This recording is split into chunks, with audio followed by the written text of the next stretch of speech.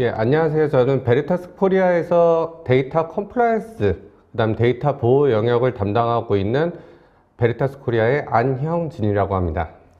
우리 베리타스 코리아가 멀티 클라우드 쪽에서는 멀티 클라우드 데이터 관리 네. 쪽에서는 뭐 이쪽 분야의 최고 네, 아닌가요? 선두주자에 있다라고 보시면 될 것 같고요. 예. 아무래도 데이터 보호 영역 쪽은 뭐 마켓 시어가 거의 대부분 저희 제품을 통해서 데이터를 뭐 백업 받고 뭐 복구를 하고 있다라고 보시면 될 것 같습니다. 혹시 점유율 뭐 이런 거 갖고 있는 뭐 정보 자료는 있으시면? 제가 지금 딱히 갖고 있는 자료는 없는데요. 예. 저희는 뭐 오랫동안 벌써 지금 30년째 비즈니스를 하고 있기 때문에 한국 기업분들이 저희 베리타스 하면 뭐 베리타스의 뭐 넷백업, 뭐 그다음에 뭐 볼륨 쪽 관련하는 뭐 볼륨 매니저라던가 인포스케일이라던가 아니면 뭐 아카이빙 솔루션 예. 뭐 이런 부분들에 대해서 충분히 다들 알고 계십니다. 있죠. 예. 알겠습니다. 그러면은 우리 강연 듣고 또 얘기를 나눠보도록 하겠습니다. 강연 시작해 주시죠. 네. 네. 이제는 많은 기업들이 클라우드로 전환을 하고 있습니다. 예, 초기에는 IaaS 영역을 시작으로 해서 이제 파스, 최근에는 소프트웨어 애저 서비스인 이 사스 영역으로 많이 확대되고 있는데요. 이번 세션에서는 사스 환경으로 전환하면서 효율적인 내부 통제 및 안정적인 데이터 보호 방안에 대해서 설명드리도록 하겠습니다. 오늘날 여러분들이 운영하시는 IT 환경은 이 복잡한 하이브리드 멀티 클라우드 환경으로 변해가고 있습니다. 물론 아직 온프라미스 환경의 인프라스트럭처를 운영하시는 회사도 있고 가상 환경의 뭐 프라이빗 클라우드 형태를 운영하시는 기업들도 있습니다. 뭐 차세대 환경의 뭐 퍼블릭 클라우드라던가 컨테이너 기반의 쿠버네티스 전환한 기업들도 상당히 많이 있는데요. 저희 베리타스는 이런 다양한 환경의 아키텍처에서도 쉽고 단순하게 운영할 수 있도록 도움을 드릴 수 있습니다. 1400개 이상의 스토리지, 60개 이상의 클라우드 서비스에 대하여 가용성, 컴플라이언스, 데이터 보호 영역의 선두주자에 있고요. 금일은 딱 사스 영역에 대해서 자세히 설명드리는 시간을 가져보도록 하겠습니다. 크게 저희가 이제 컴플라이언스 쪽과 데이터 보호 영역 쪽을 설명드리려고 하다 보니까 두 가지로 좀 제가 찢었고요. 첫 번째로는 캡처 앤 이디스커버리입니다. 주로 정보보호팀이라던가 법무팀, 컴플라이언스팀, 뭐 감사팀 등에서 많이 검토하고 있는 영역인데요. 2025년부터 ESG 공시를 의무화하면서 많은 기업들이 ESG 경영을 준비하고 있는데요.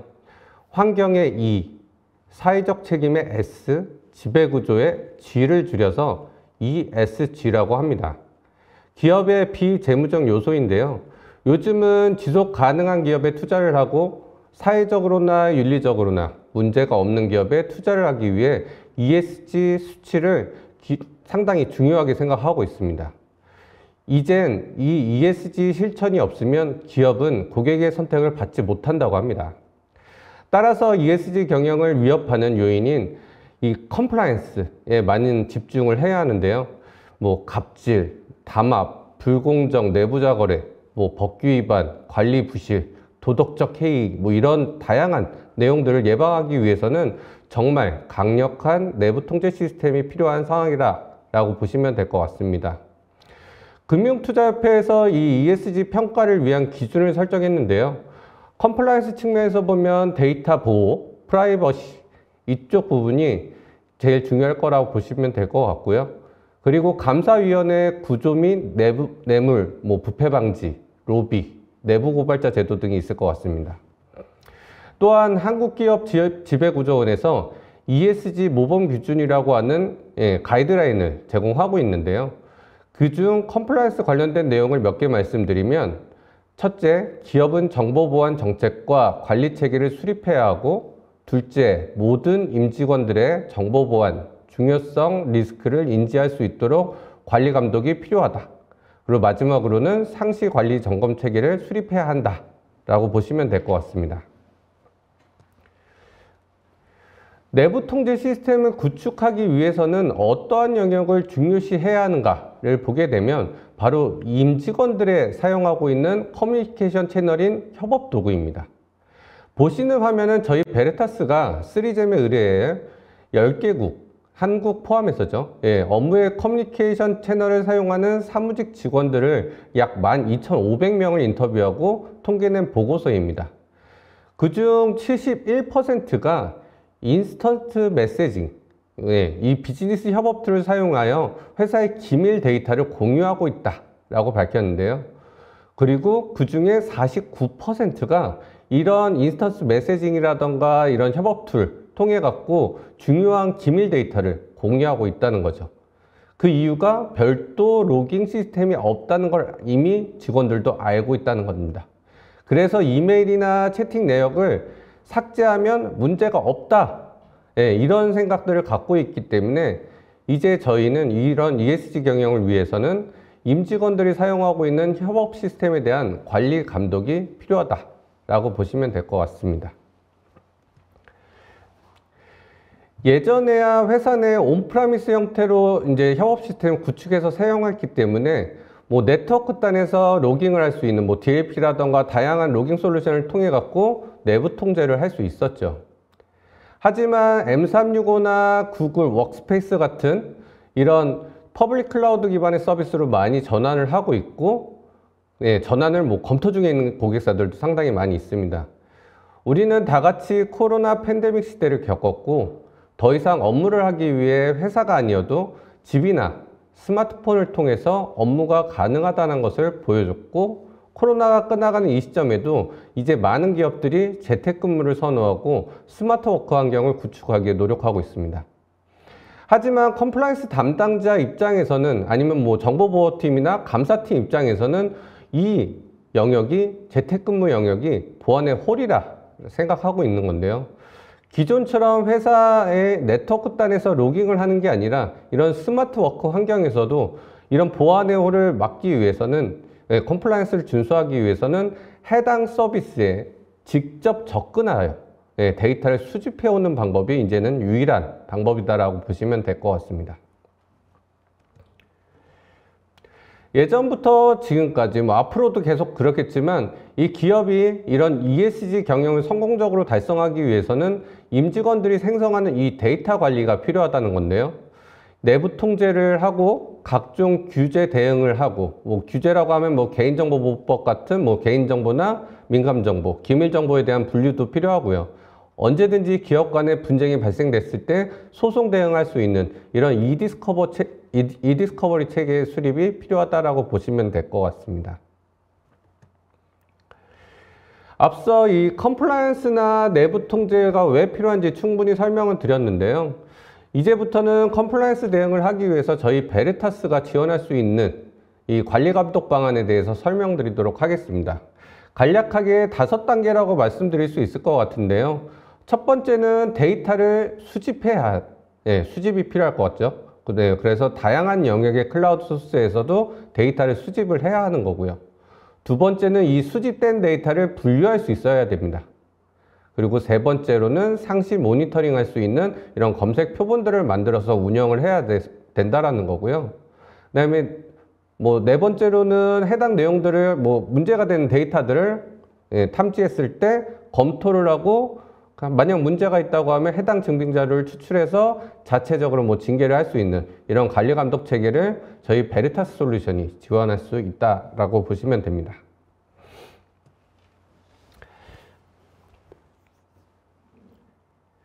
저희 베리타스에는 이런 다양한 컨텐츠 소스의 API 기반으로 접근을 하여 데이터를 캡처할 수 있는 머지언이라고 하는 제품이 있습니다.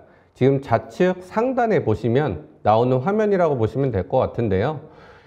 M365의 뭐 익스체인지 온라인이라든가 팀즈, 쉐어포인트 온라인, 원드라이브에 있는 데이터도 수집할 수 있고요. 뭐 구글 워크스페이스에 있는 뭐 지메일이라든가 구글 드라이브, 뭐 개발자분들이 많이 사용하는 슬랙 등 다양한 저희가 120개의 컨텐츠 소스에 대해서 실제 API 기반으로 접근하여 데이터를 다 수집할 수 있는 머지언이라는 솔루션이 있는 거고요. 이런 데이터들을 실제 엔터프라이즈 볼트라고 하는 아카이빙 솔루션으로 저장되는 아키텍처라 보시면 될 것 같습니다. 이 엔터프라이즈 볼트에 저장되고 있는 이 데이터는 데이터를 식별하고 자동으로 분류해주고 보존기간을 관리해 드립니다. 그리고 모든 데이터가 엔터프라이즈 볼트 안에 다 저장되어 있기 때문에 내부 통제나 언제든지 이런 e디스커버리 도구를 통해서 내부 통제나 모니터링이 가능하다라고 보시면 될 것 같습니다. 저희 엔터프라이즈 볼트는 전 세계에서 가장 빠르고 정확한 이 엘라스틱 서치를 도입했기 때문에 인덱싱 용량도 최저로 사용하고 있고요. 500개의 다양한 파일 타입에 대해서 검색을 하고 찾을 수 있습니다. 또한 이 임직원들이 협업하다 보면 동일한 중복된 데이터들이 상당히 많이 발생되는데요. 이러한 데이터를 수집을 해서 보관을 하려고 하다 보면 많은 양의 스토리지가 필요하게 되는데요. 예를 들어 제가 메일로 10메가 파일을 10명에게 발송을 하게 되면 실제는 10메가 해서 100메가의 파일이 메일 서버에 저장되는 구조고요. 네, 해당 메일을 다시 포워딩하거나 다시 저장하고 해당 파일을 메신저로 전송하고 원드라이브에 공유하고 이러다 보면 정말 중복되는 데이터들이 무궁무진하게 많이 생길 건데요. 이러한 부분들을 저희는 다 중복 제거를 하고 저장을 하기 때문에 아무래도 저희 엔터프라이즈 볼트에 저장되면은 실제 스토리지 공간을 최적화해서 운영할 수 있도록 도와드릴 수 있습니다. 특히 최근에는 이런 랜섬웨어 이슈로 많은 기업들이 피해를 보고 있습니다. 이러한 부분을 대응하고자 저희 베르타스에서는 웜 스토리지를 지원하고 있는데요. 이 제품은 저희 베르타스의 액세스 어플라이언스라고 하는 별도의 장비라고 보시면 됩니다.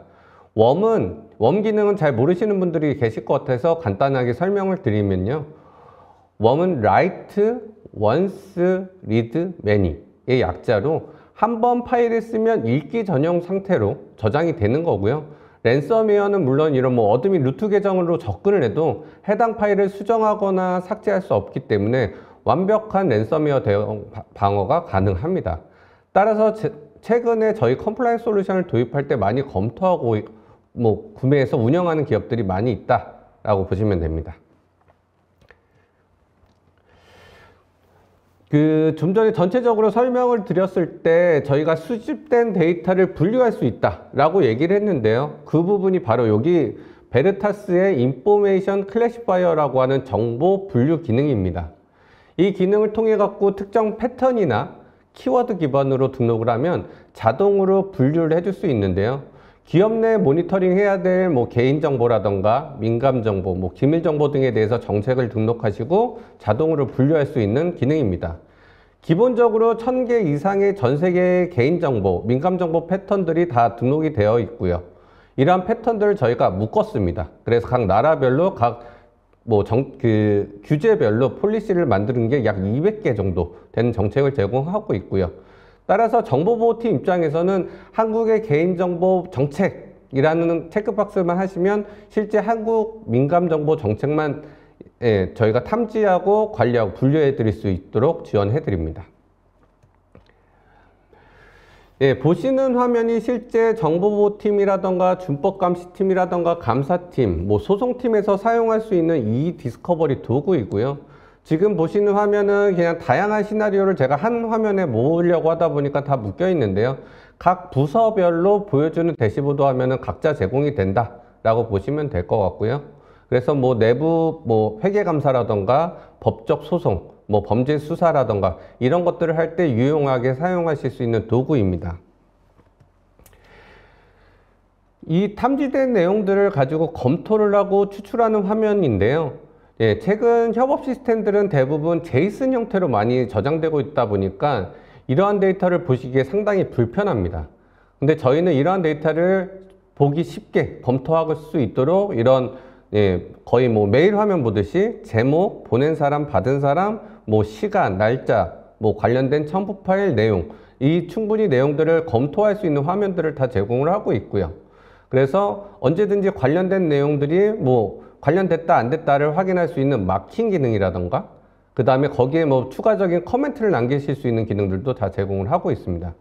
만약 이슈가 된다라고 하면 관련된 정보가 있다면 그 해당 내용들을 선택하고 추출할 수 있는 기능을 제공합니다. 특히 고객분들이 마이크로소프트 팀즈에 대한 e디스커버리를 많이 불편해해서 저희 제품을 많이 찾고 있는데요. M365에서도 e디스커버리 기능을 제공을 하고 있는데 그 기본적으로 제공하는 기능에 비해서는 상당히 저희가 좋은 기능들을 많이 제공하고 있습니다. 실제 이 팀즈 이디스커버리를 저희 베르타스 솔루션을 통해서 진행을 하게 되면요, 이렇게 머지온이라는 솔루션을 통해서 해당 팀즈에 대한 애플리케이션 아이디라던가 관련된 시크릿 키만 등록을 하시게 되면 저희가 해당 테넌트에 접근을 해서 데이터를 수집해서 갖고 오게 되는 거고요. 갖고 온 데이터를 보시는 화면이 방금 보셨던 그 디스커버리 도구, 이 디스커버리 도구에서 똑같이 보여드릴 수 있는데 실제 채팅하는 화면과 거의 동일한 화면을 제공을 하고 있습니다. 아마 실제 M365에서 기본 제공하는 이 디스커버리 도구를 사용해 보신 분들이라면 이 화면이 엄청나게 대단한 것이라는 걸 보실 수 있을 텐데요. 실제 MS에서 제공해 주는 거는 메시지 건당, 실제 채팅 한 건, 뭐 킥킥킥이라는 메시지 한 건을 발생이 되더라도 그게 이메일 한 통으로 다 저장이 되지만 저희는 이제 룸 아이디별로 다 묶어서 실제 채팅에 대한 스레드 형태들을 다 확인하실 수가 있고요.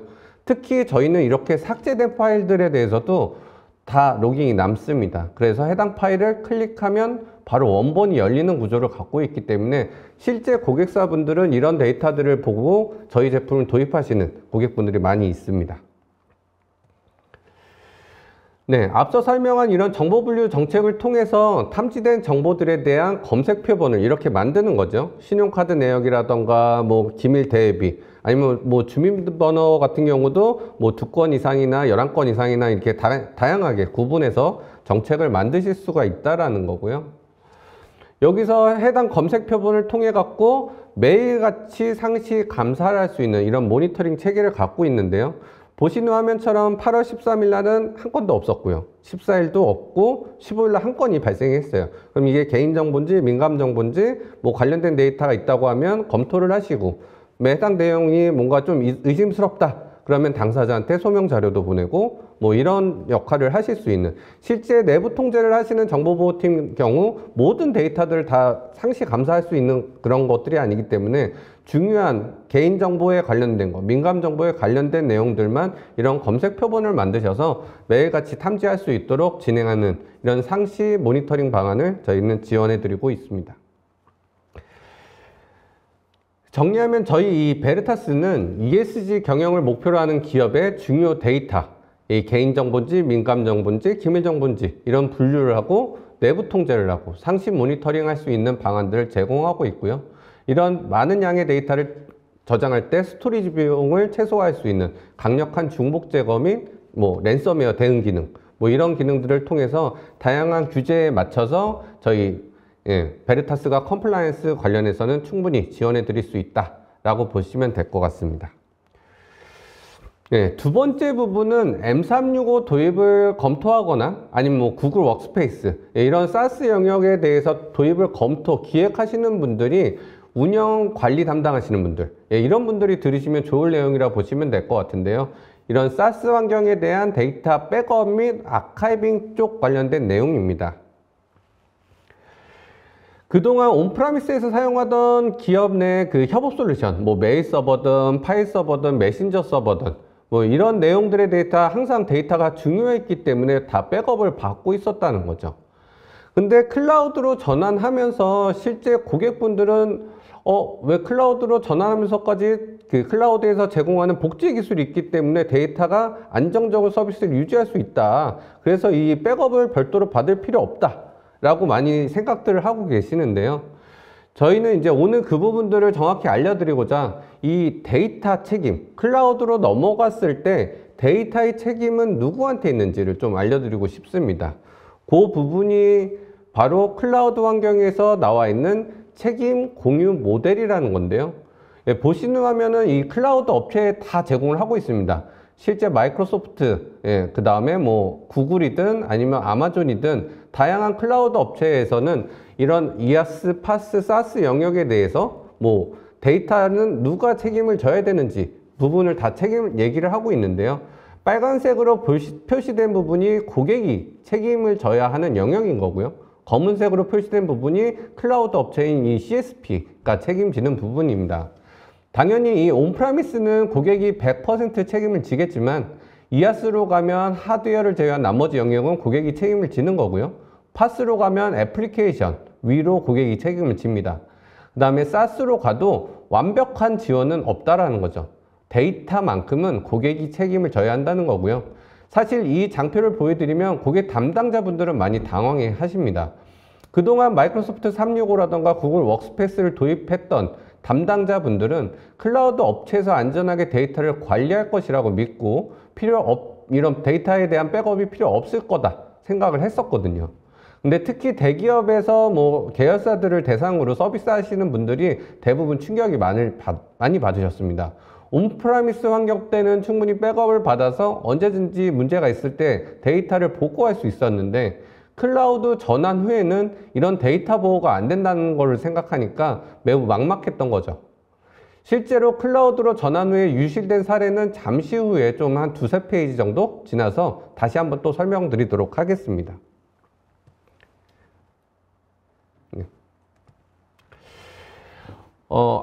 이 앞서 설명드렸던 책임 공유 모델 이외에도 이런 마이크로소프트에서는 이런 공식적으로 사이트에 명시를 해놨는데요. 뭐 서브스크립션 계약할 때도 충분히 이런 가용성 부분에 대해서도 명시를 하고 있습니다. 이제 정전 시 귀하에 저장한 귀하의 콘텐츠 또는 데이터를 검색하지 못할 수도 있습니다. 즉 다시 말해서 시스템 장애로 인해 데이터를 못 찾을 수 있다는 거죠. 두 번째가 이 마이크로소프트의 서비스에 이 저장되거나 하는 데이터들은 제3자 앱이나 서비스를 사용해서 뭐 컨텐츠 데이터를 정기적으로 백업하라고 권장하고 있는데요. 이게 좀 한글 페이지라서 말이 좀 이상하긴 합니다. 예, 다시 설명드리면 마이크로소프트 서비스에 저장된 데이터를 서드파티 솔루션이나 서비스를 통해서 데이터를 백업받는 것을 권장한다라고 생각하시면 됩니다. 예전에는 이 그루베어 팀이라던가 뭐 최근에 이제 스마트워크 팀이라죠 많이 얘기를 하고 있는데요. 이런 M365나 구글 워크스페이스를 도입 검토하고 있는데요. 그분들이 백업에 대해서는 사실 잘 모르십니다. 그분들은 뭐 백업 전문가가 아니기 때문에요. 근데 왜 백업이 필요했는지를 다시 한번 아실 필요가 있다라는 거죠. 그래서 왜 백업이 필요했는지를 좀 설명을 드리면 백업이 필요했던 이유는 물론 서비스 장애로 인해서 데이터 손실 대응, 이게 제일 주 목적이겠죠. 그리고 관리자가 관리 콘솔에서 뭔가 작업을 하기 전에 인재가 발생할 수 있으니까 리커버리 플랜으로 백업을 수행을 많이 했습니다. 그리고 외부자의 악의적인 해킹도 있고요. 이건 뭐 다들 아시다시피 뭐 랜섬웨어도 그거의 한 축이라고 보시면 될 것 같아요. 사실 랜섬웨어를 완벽하게 막을 수 있는 회사는 없을 겁니다. 다양한 패턴으로 사용자를 통해 시작되기 때문에 그래서 마이크로소프트에서도 이런 랜섬웨어 대응의 1단계가 백업 받은 데이터를 통해서 안전하게 복구해라 라고 가이드를 하고 있습니다.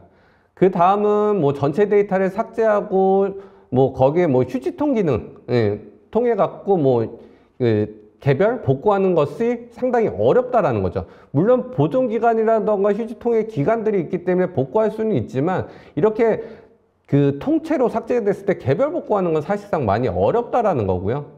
그 다음에 또 새로운 뭐 신입 담당자분들이 정책에 대해서 잘 모르고 M365에 대한 정책을 잘 모르고 설정을 변경하다가 데이터가 유실되는 사례, 이런 사례들도 많이 있기 때문에요.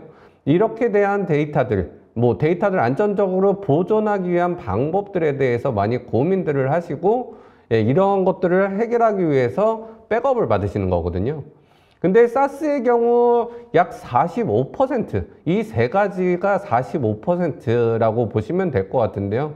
ESG 연구 리포트에 따르면 여전히 클라우드 업체가 데이터를 보호할 것이다 라고 믿는 기업들이 상당히 많이 있다고 합니다. 예, 지금 설명드렸듯이 지금 해당 클라우드 업체에서는 데이터만큼은 고객이 책임져야 한다는 걸 꼭 아셨으면 좋겠고요. 이 실제 클라우드로 전환하고 데이터로 유실된 사례입니다. 첫 번째 같은 경우는 해당 뭐 링크를 클릭해 보시면 상세한 기사들이 다 나와 있고요. 해당 기사들을 읽어보시면 뭐 첫 번째 같은 경우는 뭐 1200명의 오피스 365 계정을 삭제한 사례예요. 예, 뭐 클라우드로 마이그레이션 하면서 실제 클라우드 마이그레이션 프로젝트를 진행을 했던 마이크로소프트 365의 뭐 관련 업체들, 뭐 프로젝트를 하다가 뭔가 좀 많이 이슈가 됐었는데요. 그러다가 악의적인 마음을 갖고 어드민 계정을 통해서 들어와서 1200명의 계정을 삭제했다라고 합니다. 네, 그래서 물론 뭐 상당히 큰 뭐 캘리포니아 연방법원에서 2년을 구형받았다고 하는데요. 이러한 사례들도 있고요.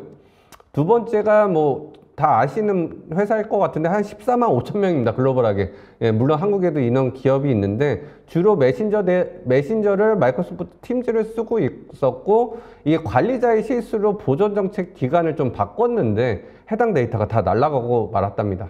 그래서 채팅 데이터는 마이크로소프트로부터 채팅 데이터는 복구할 수 없다라는 내용의 답변을 받았다라고 하는 거고요. 마지막으로는 구글 워크스페이스 얘기입니다. 실제 뭐 3년 동안 그 여러 직원들이 같이 공유해서 프로젝트를 진행해서 만들었던 중요 데이터들이 있었는데요. 해당 데이터를 갖고 있던 계정이 해당 그 직원이 퇴사를 하면서 해당 계정을 이제 삭제를 했는데 그 계정이 삭제를 하면서 그 데이터까지 같이 날아갔던 거죠.